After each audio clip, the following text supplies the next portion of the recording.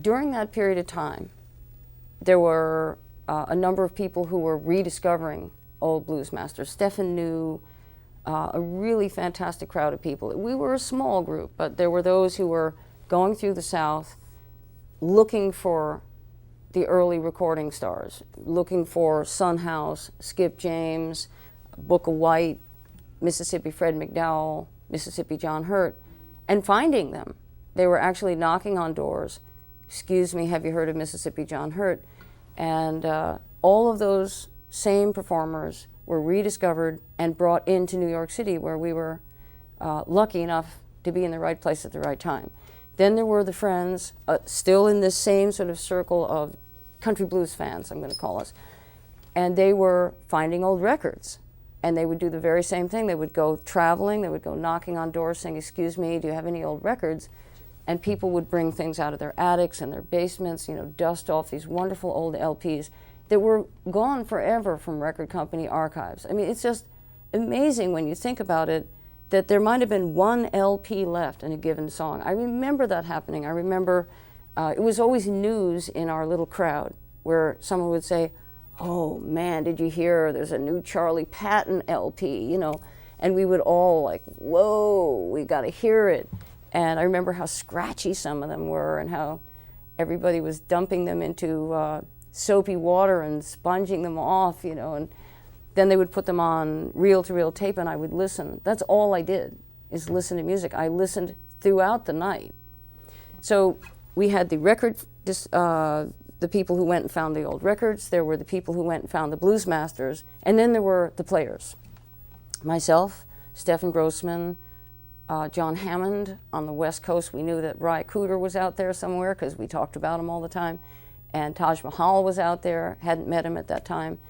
But just like a handful, and some unbelievable players. I won't even remember all their names, but they just sort of remained in obscurity, but they were some of the best players ever. You know, talent doesn't always equal fame, and that's a fact. But so within this wonderful crowd of music lovers, we had many of the bases covered. And when the music was brought back and put on reel-to-reel tape, we had the benefit of listening to stuff that, once again, might be the only master known in existence of, say, a Charlie Patton song. And we would hear it as it was reborn, really, as it was brought back into circulation. And that was part of the vital energy of those times. And now I look back and I think, man, I'm glad I was there at that time, at that place. I could have been anywhere else in the country. I could have been anywhere else, and I would have missed that. I would have missed knowing all these wonderful people in person and hearing the music as was brought back.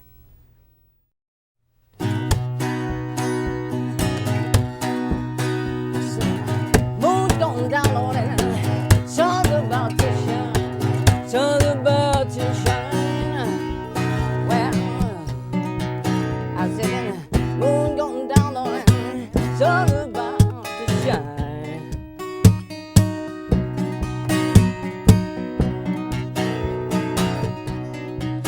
I said, now my baby told me, don't want you hanging around.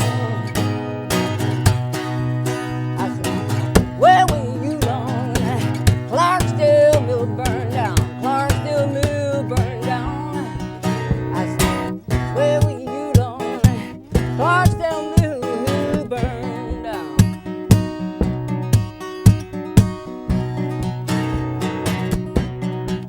I said, I was way down south, but my face all over frown. How long that ain't that train been gone? Ain't that train been gone?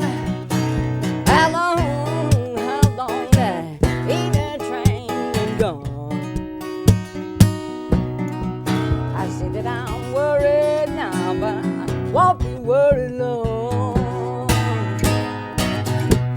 Oh yeah, big God.